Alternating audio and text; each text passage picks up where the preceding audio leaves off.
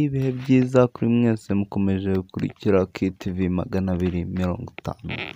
Kora subscribe muri aka kanya nk'uko uri kubibona, ngiye kubagezaho umuhango wo gusaba ndetse no gukwa uko byari byifashe kwa The Ben ndetse na Pamela. Ni umuhango wabaye kuri iyi tariki ya 15 z'ukwezi kwa 12 umwaka wa 2023. Ubukwe bwa urukundo rw'aba bombi ni urukundo rwari ruryoshye cyane, batasibaga kubyerekana mu mavideo bagendaga bashyira hanze, yaba ku ruhande rw'umukobwa ndetse no ku ruhande rw'umuhungu ariwe The Ben. Yaje agaragiwe na ba Christopher muri kubabona ndetse n'abandi bagiye batandukanye. Kora subscribe mbere yuko dukomeza ndagira ngo ubanze wibuke gukora subscribe.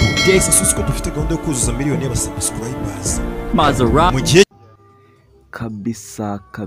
kabisa urabona itandukaniro VIP kabisa, sare nziza y'akataraboneka bari bateguriwe nyuma yo gusaba ndetse no gukwa. Ni sare nziza rwose, ibereye ijisho kuyitegereza. Kora subscribe kuri iyi channel, like, share ndetse na comment kwa makuru turajya abagezaho. The Ben na Pamela rero ubukwe ntago bura aka kanya. Uyu muhango muri kubona wabaye ni umuhango wo gusaba ndetse no gukwa. Ubukwe nyirizina buzaza mu matariki ari imbere. Mwibutsa gukora subscribe kugira nabwo uzabubone 5/5. The Ben ngo muramubona aricaye rwose ategereje umukwe.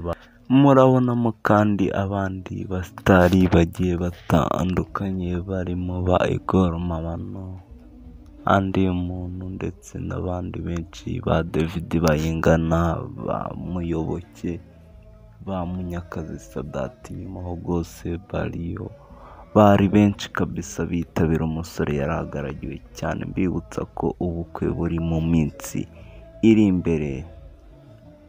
Uyu munsi cyari cyabaye yari umuhango wo gusaba ndetse no gukwa umugeni we Uwikeza Pamela. Mu kanya rero mugiye kubona ukuntu Uwikeza Pamela yaje agaragiwe ndetse nawe n'abasore babiri. Nguwo rero ari gutambuka, yakora subscribe n'ubukwe bwe bwose uzabona hano.